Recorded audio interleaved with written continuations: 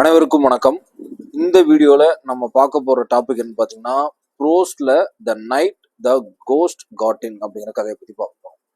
இந்த கதை சிலபஸில் புதுசாக இன்க்ளூட் பண்ணப்பட்டிருக்கு. அதனால ரொம்ப ரொம்ப இம்பார்ட்டன்ட் ஸ்டோரி. ஓகேவா? ஸோ எல்லா புது கதையும் புது போயமும் நல்லா கான்சென்ட்ரேட் பண்ணி படிங்க. ஏன்னா நிறைய கொஸ்டின்ஸ் இதுல தான் வரதுக்கு வாய்ப்பு இருக்கு. அதே சமயம் இந்த கதை பார்த்தீங்க அப்படின்னா ஜஸ்ட் சும்மா ஒரு இமேஜின் நடக்கிற கதை தான். பட் ஆனால் இந்த கதை வந்து ஒரு கான்வர்சேஷன் பயங்கரமாக போகும். ஓகேங்களா? ஸோ கதையை ரொம்ப இன்டெப்த்தாக படித்தாதான் உங்களால் என்ன கேள்வி கேட்டாலும் ஆன்சர் பண்ண முடியும். ஓகேவா? So the night the ghost got in, இந்த கதையை வந்து சம்மரியாக ஒரு 25 பாயிண்ட்ஸில் எடுத்திருக்கேன். சம்மரி 25 பாயிண்ட்ஸில் இந்த கதையை ஓவராலாக, இது ஒரு பெரிய கதை, 3 பக்கம் இருக்கும். பட் ஆனால் இந்த 25 பாயிண்ட்ஸ் படிச்சுன்னா ரீகால் பண்ணிக்கலாம், ரிமெம்பர் பண்ணிக்கலாம்.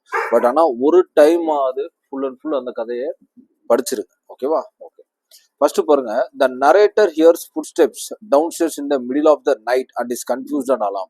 ஓகேவா? இதை வந்து இந்த கதையில ஒரு கேரக்டர் தான் சொல்ற மாதிரி நம்ம கிட்ட கதை ஆரம்பிக்கிறாங்க. ஓகேவா? He wakes his brother Herman to confirm the stage sound in the house. அதாவது என்னன்னா, நரேட்டர் வந்து இப்போ ஒரு மேலேருந்து கீழே டவுன் ஸ்டேர்ஸ்ல ஃபுட் ஸ்டெப்ஸ் கேட்குது. எங்கன்னா சாப்பிட்ற டைனிங் டேபிள் பக்கத்துல. ஓகேவா?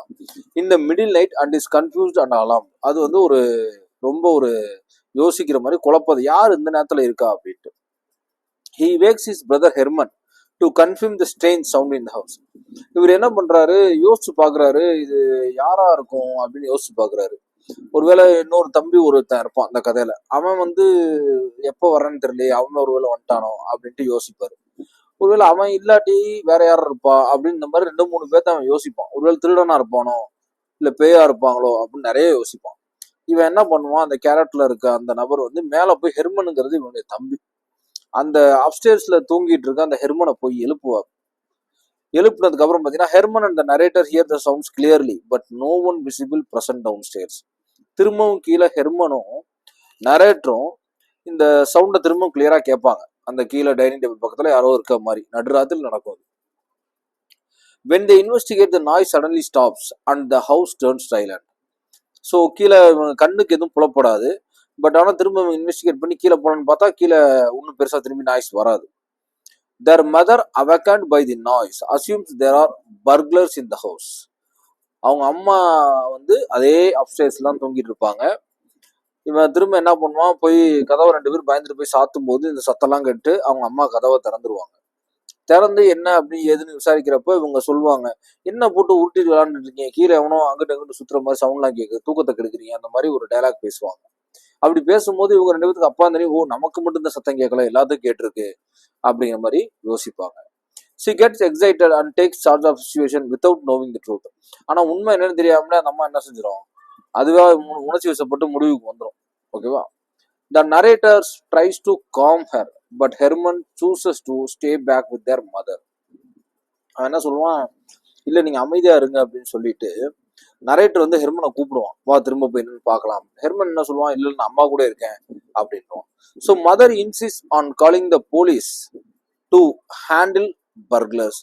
ஓகே, திருடன் தான் கீழே இருக்கான ஒரு முடிவுக்கு வந்து மதர் வந்து என்ன செய்வாங்கன்னா, போலீஸை கூப்பிடுங்க, நீங்களாம் போகாதீங்க அப்படிங்கிற மாதிரி சொல்லுவாங்க. Since the telephone is downstairs, mother uses her own plan to alert the neighbor. So கீழே தான் ஃபோன் பண்ணலான்னு பார்த்தாலும் கீழே தான் ஃபோன் இருக்கும். வேற வழியே இல்லாம ஓகே பக்கத்து வீட்டுக்காரங்களை வந்து நம்ம ஏதாவது கூப்பிட்டு துணை கூப்பிடுவோம் அப்படின்ட்டு she throws a shoe through their neighbor Bardwell's window to get attention. So ஜன்னல் வழியா ஒரு ஷூவை எறிகிறாங்க, அது போய் அந்த பார்ட்வெல் அப்படிங்கிறவருடைய விண்டோல போய் விழுகுது. Mr. Bardwell, already mentally unstable, is shocked by the sudden shoe and noise. His wife threatens to sell the house and return to Pierio due to the disturbance. Already பார்ட்வெல்க்கும் இவங்களுக்கும் வாக்கியா தகுற மாதிரி ஆல்ரெடி ஒரு சண்டை இருந்திருக்கும். ஓகேவா? ஸோ அந்த கதையில என்ன சொல்லியிருப்பாங்க அப்படின்னா, எந்த பக்கத்து வீட்டுக்காரங்க யாரும் சண்டை போடாமல் இருக்க மாட்டாங்க, எல்லாத்துக்குமே சண்டை இருக்கும், அதே மாதிரி தான் இவங்களுக்கும் அப்படின்னு தான் கதையிலே சொல்லியிருப்பாங்க. ஓகேவா?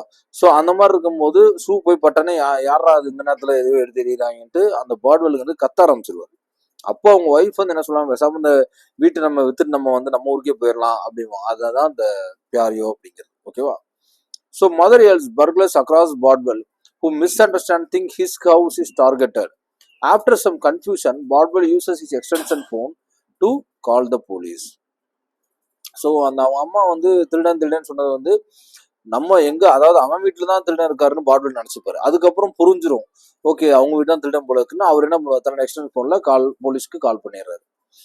Mother enjoys the thrill of breaking the window and wants through another shoe. இதெல்லாம் நடந்ததுக்கு அப்புறமா அந்த அம்மா ஷூ எடுத்துட்டு இதான் சாக்குன்னு பக்கத்து வீட்டுக்காரன் அடிக்கிறத என்ஜாய் பண்ணிட்டு இருக்கு. The narrator stops her, seeing no further need for more distraction. So அவங்க அம்மாவை வந்து இந்த கதை சொல்ற ஒரு நிப்பாட்டி, இனிமே அமைதியாரு, இனிமேல் எதுவும் செய்யாது அப்படிங்கிற சொல்றாரு. The police arrive quickly in large numbers with cars, motorcycles and patrol wagon. They begin searching the house thoroughly with flashlight. உள்ள வந்துட்டு அந்த கார்ல எத்தனை பேர் வர்றா, என்ன கார்ல வர்றாங்க கூட கதையில கொடுத்துருப்பாங்க. அது எல்லாத்தையும் படிக்கணும். இந்த வீடியோ பார்த்தீங்கன்னா ஓவராலா நீங்க இந்த வீடியோ பார்த்துட்டு கதைக்குள்ள போகும்போது உங்களால ஈஸியா புரிஞ்சுக்க முடியும் கதையை. அதுதான் வீடியோ போடுறது. They begin searching. போலீஸ் வந்துருவாங்க, ஃபிளாஷ் லைட்லாம் அடிச்சு பார்ப்பாங்க. The narrator wants to open the door, but mother stops him as he is barely dressed. கீழே போய் அவன் கதை தட்டுவாங்க. யாரு கதை தட்டுவா அப்படின்னா போலீஸ் கதவை தட்டுறாங்க. இவன் அந்த நரேட்டர் வந்து இந்த கதையை சொல்லிட்டு இருக்கவர் வந்து போலான்னு பார்த்தா துண்டை கட்டிட்டு இருப்பாரு. அவர் ஓப்பனிங்லே டப்புல தான் எந்த வெளியே வருவார். ஓகேங்களா? ஸோ அப்போ வந்து அவங்க அம்மா ஞாபகம், நீ வந்து ட்ரெஸ் துண்டு தான் கட்டியிருக்க, போவாது அப்படிங்கிற மாதிரி பண்ணுவாங்க. Eventually the police break the heavy front door to enter the house. டோரை பிரேக் பண்ணி உள்ள நுழைஞ்சிருவாங்க. ஃப்ரண்ட் டோரை பிரேக் பண்ணி. The officers search every room with great intensity, disturbing furniture and belongings. They find no signs of intruders and report this to mother. அவங்க எல்லா இடத்தையும் search பண்றாங்க, எல்லா ரூம்லையும் போய் பாக்குறாங்க, ஃபர்னிச்சரா இழுத்து பாக்குறாங்க, எந்த தடயமும் இல்லை. வேற ஒரு ஆள் வந்ததுக்கான எந்த தடயமும் இல்லை அப்படின்னு மதர்கிட்ட சொல்லிடுறாங்க. Mother insists there were burglars who were making noise and slamming doors. The officer points out all doors and windows were locked from the inside. அப்போ அதுக்கு அந்த மதர் சொல்ல, இல்ல கீழே வந்து டம்னு கதவை சாத்தி இருந்தாங்க, 2-3 பேர் இருந்தாங்க. பட் இந்த இந்த இவங்க சொல்ற அந்த ஆக்டிவிட்டிலாம் யார் செஞ்சிருப்பானா, இவங்க பசங்க தான் செஞ்சிருப்பாங்க. அந்த கதையை தெளிவா பாத்தீங்கன்னா புரியும். The police continue their search, pulling out drawers, opening closets and checking shelves. One officer finds an old jither used by their put genuine pig to sleep on. So இப்படி இந்த கதை நடந்துட்டு இருக்கும் போதே என்ன நடக்கும்னா, மேல ஒரு சத்தம் கேட்கும். அட்டிக், அதாவது பரன்லன்னு சொல்லுவாங்க இல்லையா, அந்த இடத்துல இவங்களுடைய தாத்தா படுத்திருப்பாரு. மேல யார் இருக்கா, என்ன சத்தம் கேட்குது அப்படின்னா இவங்க டக்கு டக்குன்னு நேரம் போய் பார்ப்பாங்க. அங்க பார்க்கும்போது ஒரு சம்பவம் நடக்கும். பட் அதுக்கு முன்னாடி இந்த ஸ்டெப்ஸ் வருது. ஓகேவா? ஸோ இந்த ஓல்டு ஜித்தார் அப்படிங்கிறது என்ன அப்படின்னா, அது ஒரு இன்ஸ்ட்ருமெண்ட். இவன் அந்த நரேட்டரோட தம்பி ஸ்விம்மிங்ல ஜெயிச்சதுக்காக இந்த ஓல்டு ஜித்தாரை பரிசா பெற்றிருப்பாரு. இது என்னன்னு கேட்கும்போது ஒரு மியூசிக் இன்ஸ்ட்ருமெண்ட், இதுலதான் எங்களுடைய வளர்ப்பு ஜூனியா பிக் வந்து தூங்கும் அப்படின்னு சொல்லுவார். அந்த பேர் என்ன, ஜூனியா big. The narrator foolishly explains the junior pig habit, confusing the cops further. They begin to suspect that something is strange or phony about the whole situation. அப்போ அவங்க என்ன நினைப்பாங்கன்னா, இவன் சொல்றத பார்த்து அப்படியே பார்ப்பாங்க, ஏன்னா அவன் வைத்திய மாதிரி பேசிட்டு இருக்கான் அப்படிங்கிற மாதிரி ஒரு ஆட்டிடியூட்ல போலீஸ்காரங்களாம் பார்த்துட்டு திரும்ப என்ன பண்ணுவாங்கன்னா, they begin to suspect that something is strange or phony about the whole situation. அவங்களால வந்து ஏத்துக்கவே முடியாது, ஏன்னா அது ஒண்ணுமே நடக்க மாட்டேங்குது, இவங்க சொல்ற மாதிரி எதுவுமே இல்லையே அப்படிங்கிற மாதிரி திங்க் பண்ண ஆரம்பிச்சிருவாங்க.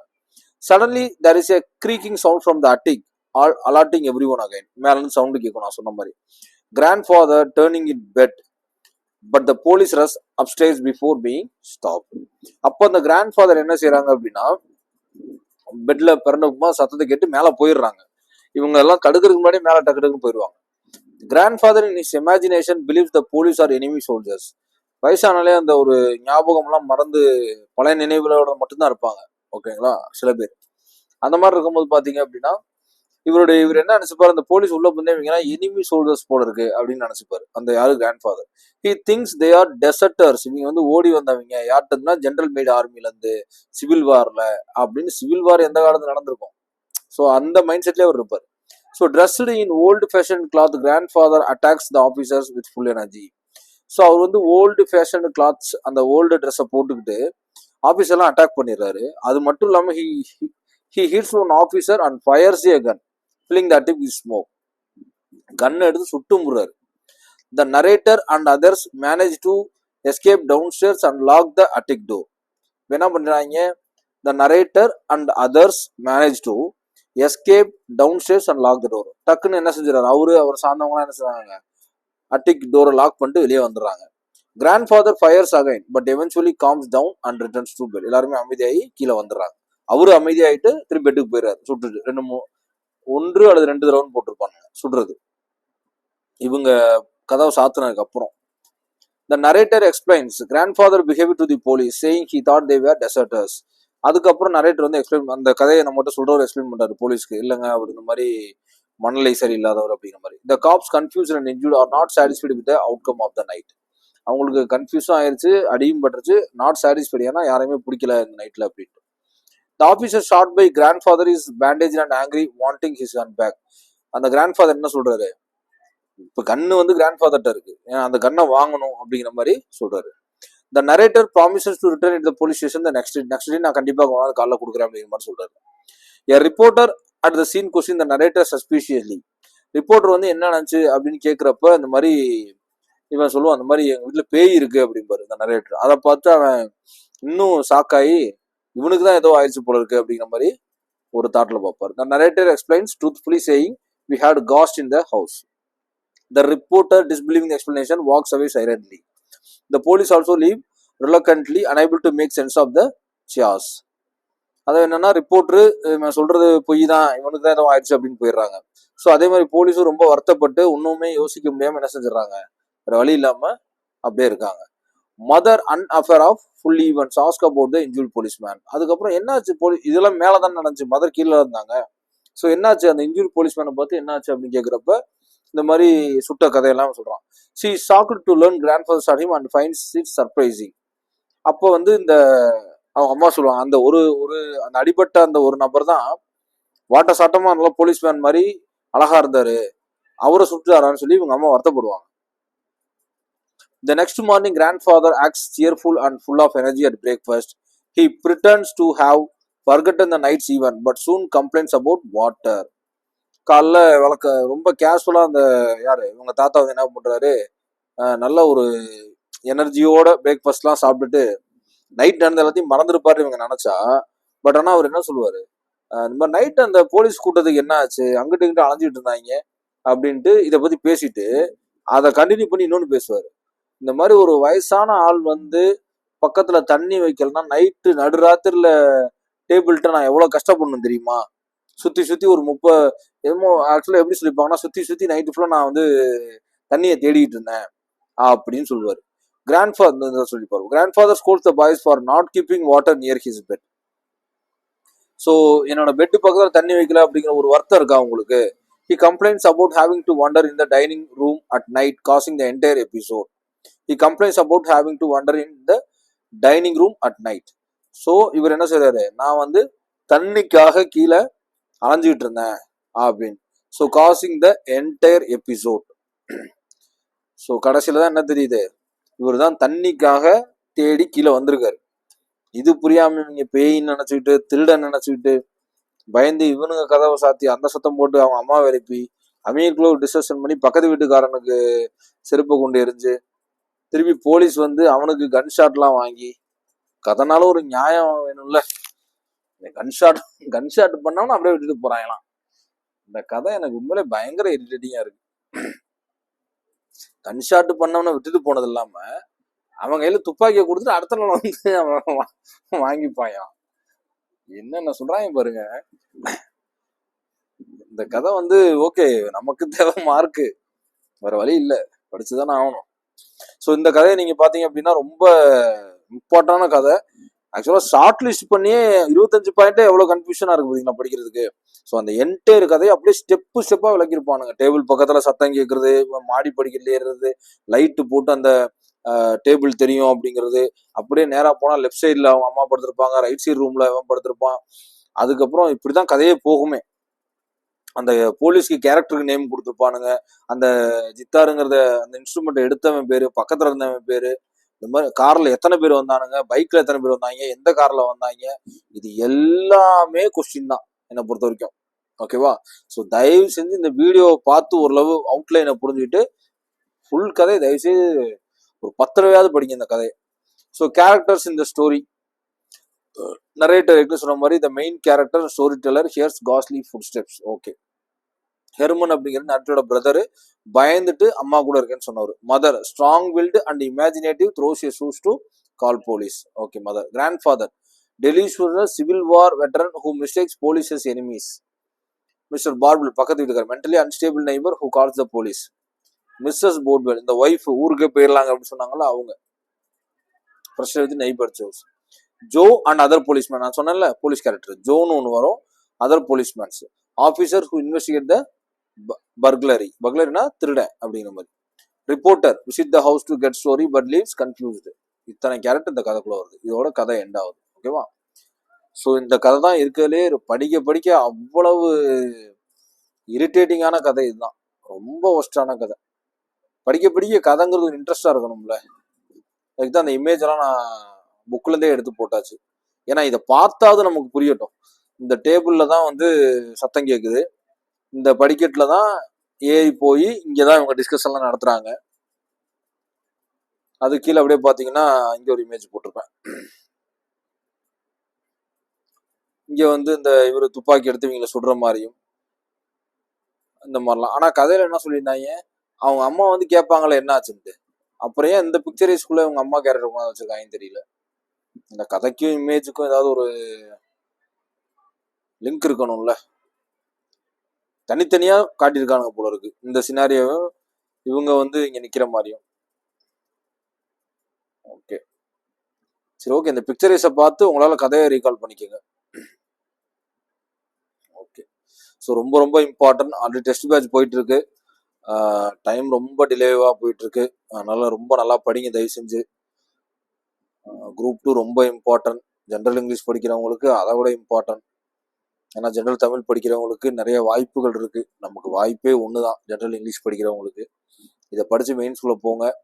100 அவுட் ஆஃப் அட்லீஸ்ட் 95, 97, 95க்கு மேல ஸ்கோர் பண்ணி, மேக்ஸ்ல 25க்கு 23ஆவது ஸ்கோர் பண்ணி, ஜிஎஸ்ல அட்லீஸ்ட் ஒரு 40 கேள்வியாவது நீங்க ரைட்டா போட்டீங்கன்னா தான் அடுத்த மெயின்ஸ்குள்ள நீங்க காலையே வைக்க முடியும். மறந்துடாதீங்க, டைம் ரொம்ப கம்மியா இருக்கு. ஆல்ரெடி நான் ஃபுல்லாவே போட்டேன், எல்லா வீடியோவும் போட்டேன். ப்ரோஸ் மட்டும் தான் எனக்கு தெரிஞ்சு போடல. அதுவும் இன்னும் ஒரு 10 நாள்ல முடிச்சிடும்னு வச்சுங்களேன். கிராமர் பார்ட் ஃபுல்லாமே போட்டாச்சு. ப்ரோஸ் எல்லாமே முடிய போகுது. ஒரு 10 கதை இருக்குன்னு வச்சுங்க, போட்டுடலாம். அதுக்கப்புறம் போயம் ஆல்ரெடி போட்டாச்சு. படிக்கிறது மட்டும் தான் வேலை. வீடியோ பார்த்து நல்லபடியாக படிங்க. ஜென்ரல் இங்கிலீஷ் மட்டும் ஒருபோதும் கை கொடுக்காது. ஜென்ரல் ஸ்டடீஸை படிச்சே ஆகணும். 4 டாப்பிக்கு. ஓகேங்களா? Thank you so much. தேங்க்யூ.